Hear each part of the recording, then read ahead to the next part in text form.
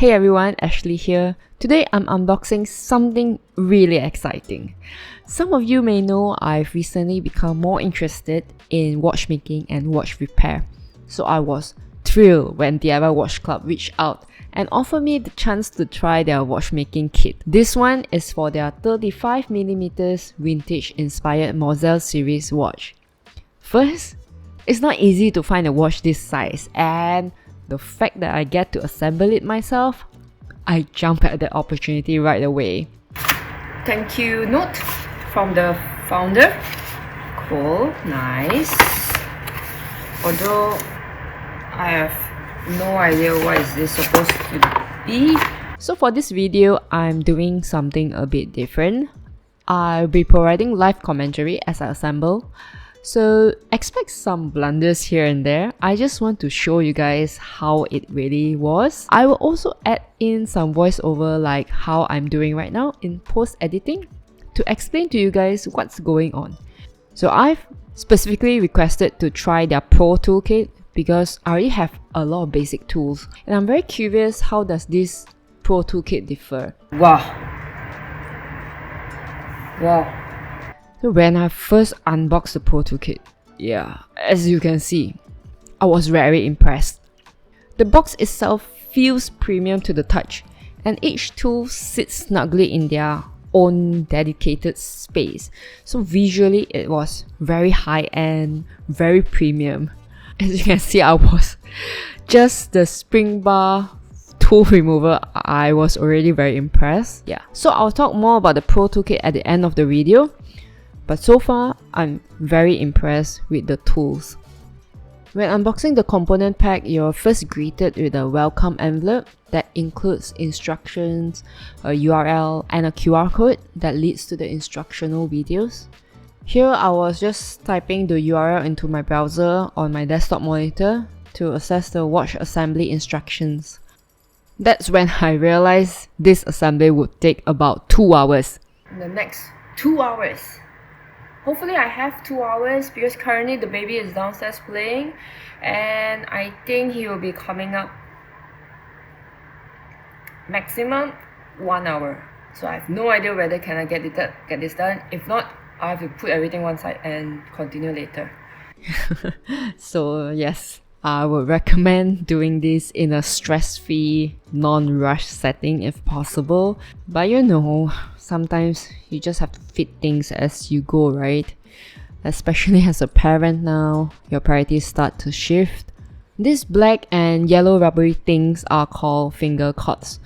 They're small, flexible, tube-like coverings that fit over your fingers to protect the watch or prevent your grimy, oily fingerprints, from getting on it. The instructions recommend wearing them on the 3 fingers on your left hand if you're right-handed. That's all. Wait, wear on the 3 non-dominant hand. What about this hand? Like, I don't want to take the risk. Yeah, I went all out and wore them on both hands. The funny thing is, they suggest wearing them on both hands if you're proficient at watch assembly. I think you especially need them on both hands when you're not proficient. Oh well, maybe again, there's a reason for this. Watch repair experts out there, please drop your comment below and explain why this is the case. Speaking about case, we have the watch case. Very beautiful with polish and brush side. The Pro Toolkit includes a case back opener, which is this black thing here, which has a wheel to tighten or loosen the pins that is supposed to fit snugly into the case back notches. To unscrew it, you rotate it counterclockwise, making sure it's snugly fitted. Apply a firm pressure. I felt pretty confident doing this since it's not my first time unscrewing a case back. To avoid collecting dust, make sure to place the components with the insides facing down. Using tweezers, I took out this white plastic ring thingy. At first I had no idea what it was supposed to be. It was my first time seeing something like this. Later in the video, I realized it's a movement holder. So this was just me just soaking up their video, trying to learn more things about the movement. One thing I want to commend DIY Watch Club for is their instructions don't just tell you how to assemble the watch. They also teach you about the different parts of a movement, like where you should avoid touching and where you can safely apply pressure. Now this kind of guidance, right, is so helpful for beginners like me. Do not touch that. Yes, do not touch that. So here I took out the movement holder because I thought I was supposed to use that, but more on that later. Here I found out the movement I have here is the upgraded 8315 from the 8215. The big advantage of this Miyota movement is the 60-hour power reserve compared to the 42 hours for the 8215. What also caught my attention was how beautiful the movement was. Next, I was supposed to place the crown by pressing a button with tweezers. I did it without any issue, though I was a bit confused by this step. I kept wondering, why can't I just use this crown and swap it for the right one later when I install the case? Even while editing this video, I still couldn't figure out the reason. If anyone knows why this step is necessary, please let me know down in the comments. Isn't this a bit redundant? You know, taking out this stem and putting in the new one? Because after this, I need to do this again, right? Yeah, please help me out. If you guys know the reason, maybe there's a proper reason for this. So here, I gently pushing in the crown, the new crown, without forcing it. If it doesn't go in easily, just turn it a little bit and try again. And yeah, there was click just now. Okay, I hear the click. Just checking whether is it winding.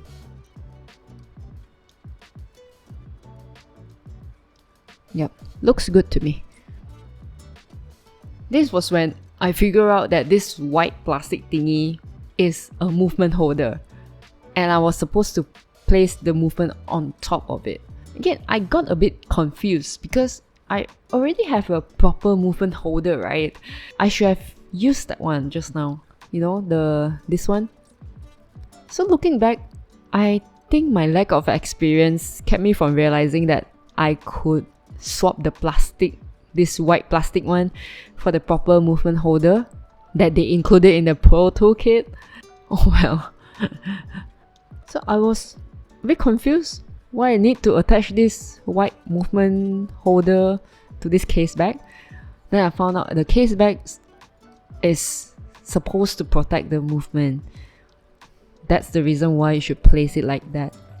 If you guys can spot what was my mistake, I was trying to fit into the white plastic movement, but I just can't get it. The whole thing felt so flimsy. Oh my god, I'm doing it. I'm dumb. It's the other side. Oh my god. I didn't realize I did all these mistakes until like moments later. Then you realize like, wow. Dummy dum dum. So yeah, it was upside down. Noob. Now it fit nicely. And this is how it was supposed to fit.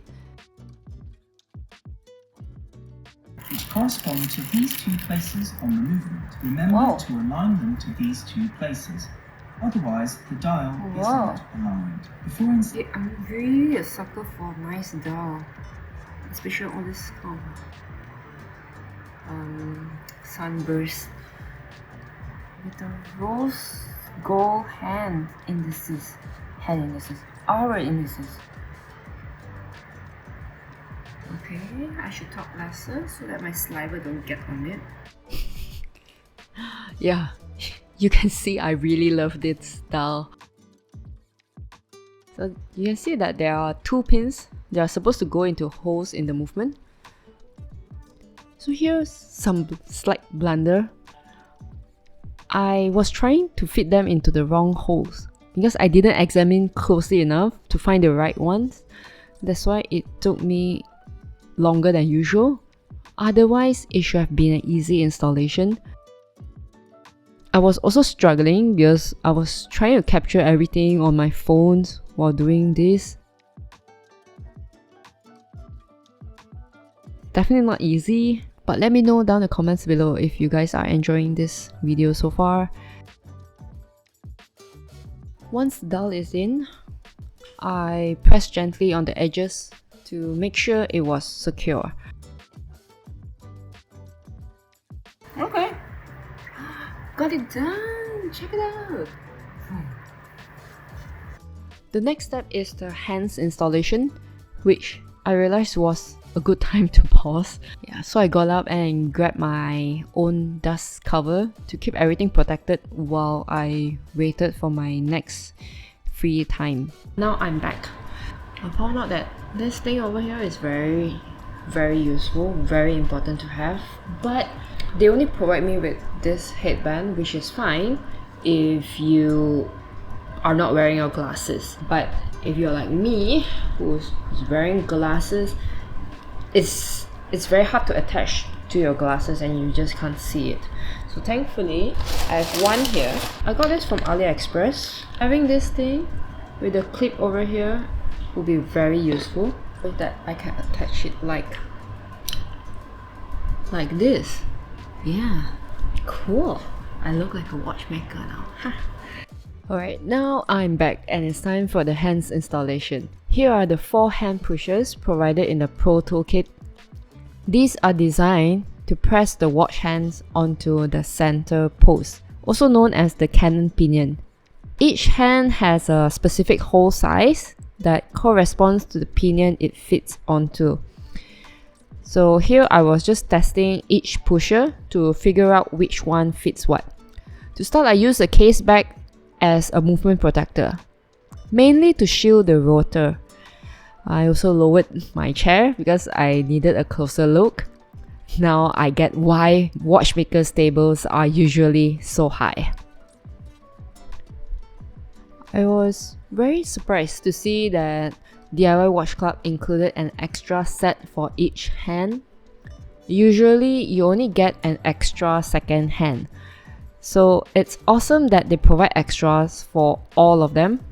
If you mess up the installation and have to remove and reattach the hands multiple times, they can get loose and affect the watch performance. So having extra definitely gives you a safety net. Picking up the hands made me realize how small and thin they are. Way more delicate than those chunky divers watch hands. One thing that made this watch slightly easier to work with is that it doesn't have a calendar. So let me try to explain. If your watch has a date function, you need to align the hour hand at 12 o'clock to ensure the date changes correctly. So without a calendar, you can technically place the hour hand anywhere and wind the watch to 12 o'clock before setting the minute hand. But I just figured that it's a good practice to align the hour hand at 12 o'clock anyway, even for a non-date watch. So here I was swapping between Rodico and tweezers for this step. Rodico is safer since it's less likely to scratch the dial, but tweezers felt easier to manipulate, even though, yeah, they come with a risk of scratching. Using the hand pusher, I gently press the hour hand down, keeping it as level as possible. Apologies for the footage here, it's not the clearest because juggling all these cameras while doing it is pretty tough. So it took few tries and some pusher swaps because I was being extra careful to make sure the hand sat flush and was pressing enough. And that's how it's supposed to be, right? The hour hand needs to be secure and in enough so the minute and second hand can sit properly on top, so the second hand doesn't scrape the crystal. At this stage, I was pretty satisfied with the hour hand installation. So next up was the minute hand. For this, I loosely set it first and check the alignment at 3, 6 and 9 o'clock. I stopped at 6 o'clock because to my naked eye it wasn't quite aligned. I tried adjusting it with tweezers, but that didn't work. So I removed it using the dial protector and hand remover from the kit. And now starting it again. And I think I got it right this time, and I was pretty proud of myself.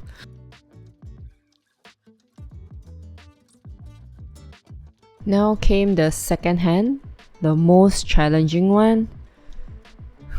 Do you see how thin it is?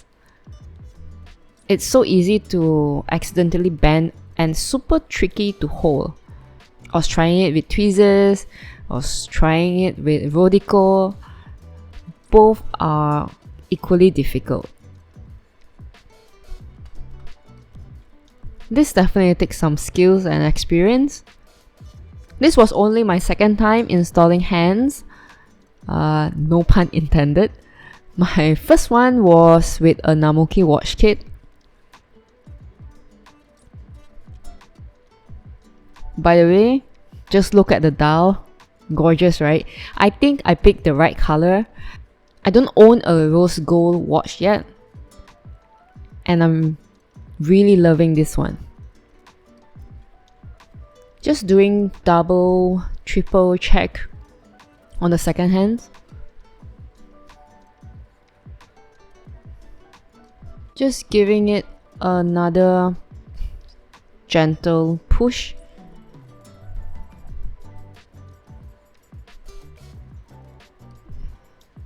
If everything goes well, it should be moving. Yep, I think I got it.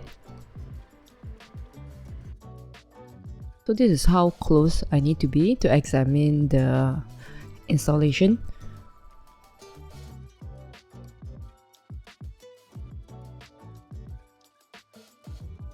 This was also when I noticed there were some stains on the hands, if you could see.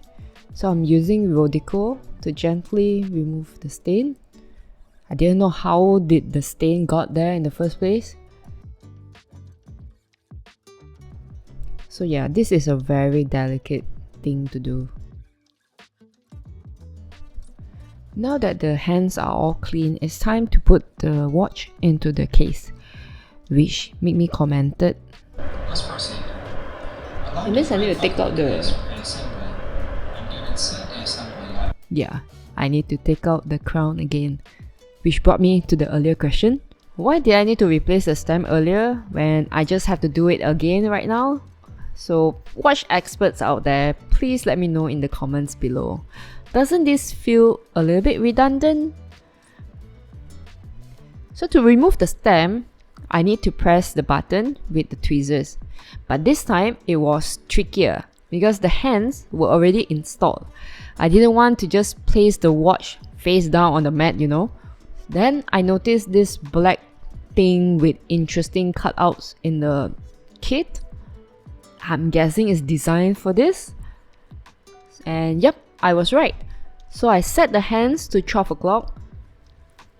Place the watch face down in this black holder thingy. Press the button. And voila, the crown came out. So now it was time to put the movement onto the case. By the way, just take this time to admire the movement. It's so nice. Look at the blue screws. Beautiful. So I had to make sure the movement set low enough for the case back to fit properly.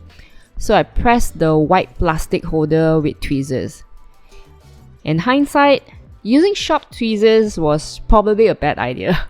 I should have used flat tweezers or maybe a pegwood. Yeah, lesson learned.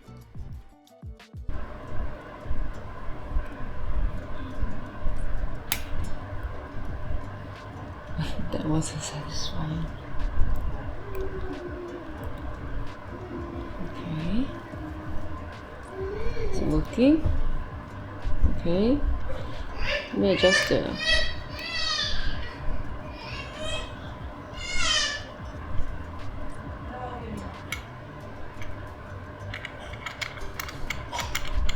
Finally, I screwed the case back on, tightening it clockwise with the case back opener, and ta-da! It's done. I did it! I did it! This watch is really stunning. It's so nice. The dial just looks so good.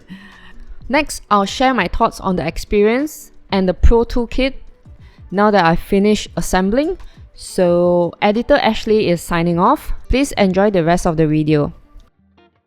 Hey guys, so now I've successfully assembled this watch. I thought it would be quite a good idea to review the tools that you can get in the Pro Toolkit that the DIY Watch Club provided. Apparently, they curated all these tools themselves. Based on my experience of assembling the watch just now, to be honest, probably this toolkit is a bit overkill. In my opinion, I just felt that, you know, these kits that you can get easily for a cheaper price from AliExpress or Amazon is sufficient enough for the assembly of this watch. But if you would like to enjoy your experience even more, make it more premium, and you want to do more watchmaking in the future or even watch repair in the future, this toolkit, like, they're pretty good. I have no experience whatsoever when it comes to watch repair, but even I can tell that there are huge difference when it comes to things like this, even the spring bar remover tool. Do you need it for this particular watch assembly? No, you do not. In fact, I did not use at all. But it's just great that they really make it complete. It's complete. This set is complete with whatever that you may need. Like the spring bar remover tool that I have from the AliExpress or even Amazon, those, like, they're not this good. Definitely not like that. Oh, like this. A little bit broken here and there, you know. I have a lot of watch toolkits, by the way, but all are very, very cheap. There are differences even when it comes to the tweezers. Like this one. Let's see if you can catch it. See? There's a gap. You can't even pick up tiny things with this. So if you get this kind of a cheap toolkit, yeah, it will do the job. It will really do the job.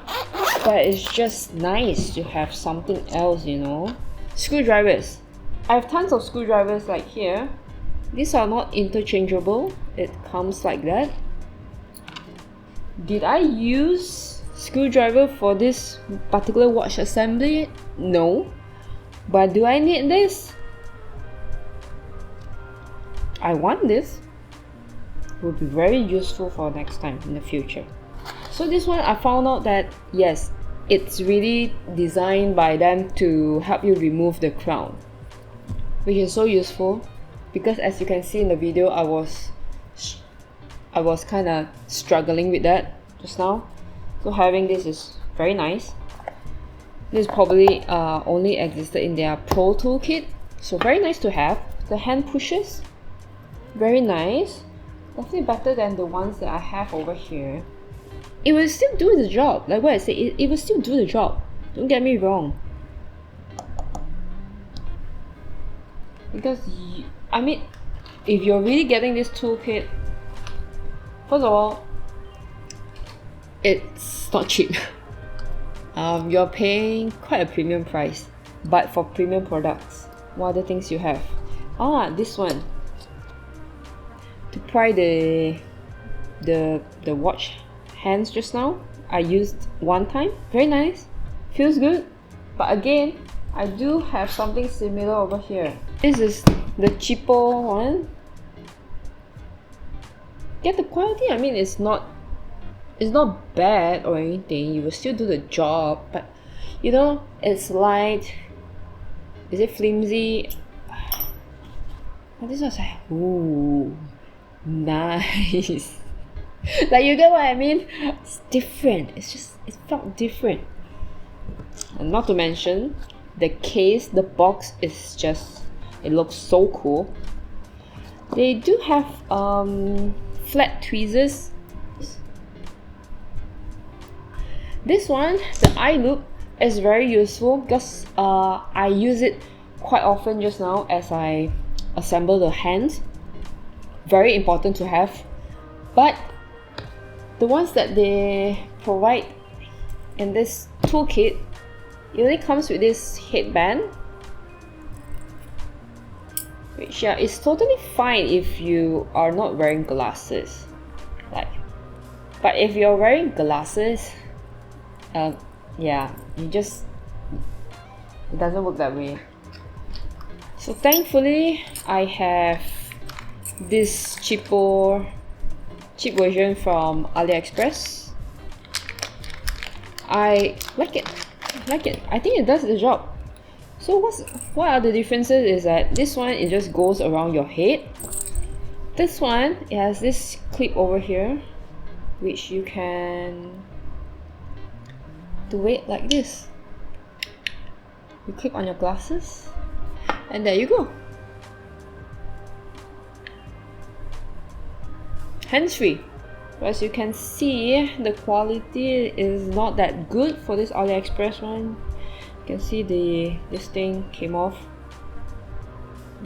I mean, it's not a big problem. You can just always attach it back.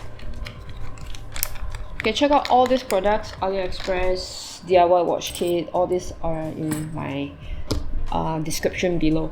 The case back opener, I think it's not that far off with the ones that I have over here. Yeah, I don't think it's it feels very similar. Yeah, not that much difference. It's great that they give you a whole pack of Rodico movement holder. I forgot how much did I pay for this too, but I got them from, I think, AliExpress. Yeah, I think from AliExpress if I'm not mistaken. Quality wise, I can't really tell for sure because up to now, to be fair, I didn't use this just now. It's pretty close actually. It's pretty standard. I think this one is not that much difference. I have tons of tools. So this one I got it from China, AliExpress again. Definitely got difference. Huge difference. Okay, but look at it. It has dent here. I'm not sure if there's a purpose to this. But weight wise, this is definitely heavier. But again, do you really need a high quality I don't know, something just for you to put your movement? Not necessary. Very good to have though, because it has weight, right? Feels more substantial. This one is like a very cheap there's a mat. Other than that, this bracelet adjustment tool, I'll just have to say that it's very nice to use metal stuff. You use those plastic stuff, right? It doesn't feel that good. For example, I have something similar over here. It just feels better with the steel metal. This one is does this, will this do the job? Yes, I've used this few times now, and it works. This one I haven't tried yet, but I got the feeling that it will feel better than this. Again, do you really need it? Probably not, but and this I have no idea what is this for. Yeah, I have no idea what is this for. Let me know down in the comments if you know what is this for. So far, I'm very happy with this watch. I'm very happy with the experience. One thing is, I think their instruction videos really helps a lot. Their instruction videos, I find it to be very detailed. It's really catered to beginners. They focus on things like, oh, there are 3 methods to do this. You can do this method, and if you are more proficient, or if you have experience, then maybe you can try method 2. I appreciate their video. First is very high quality, good production, very clear image for you to see what's really going on. They don't just tell you, okay, assemble this, assemble that, then take out this, take out that. They explain why do you need to do this. For example, you need to make sure the hour hand sits low enough so that you can, the minute and second hands can be low enough so that the second hand don't get caught in the under the crystal. You know, things like that, which, yeah, we never really think about it, you know, when as a beginner in watchmaking, we don't really think about that. Like, oftentimes we only know, yeah, first step, do this, second, do that. Oftentimes we do not know why do we need to do this and why do we need to do that, or even considering, oh, there's actually another method to do it. So in that sense, this whole experience I think had taught me a lot of things. Perfect, because like what you have already know, I'm currently trying to get more into watch repair, watchmaking stuff, and this is a good place to start. It's really bringing me a lot of joy. In fact, I'm very excited to do my next one. I'm just very happy with this experience, and I would highly recommend it to people out there. My storage is full. Bye bye.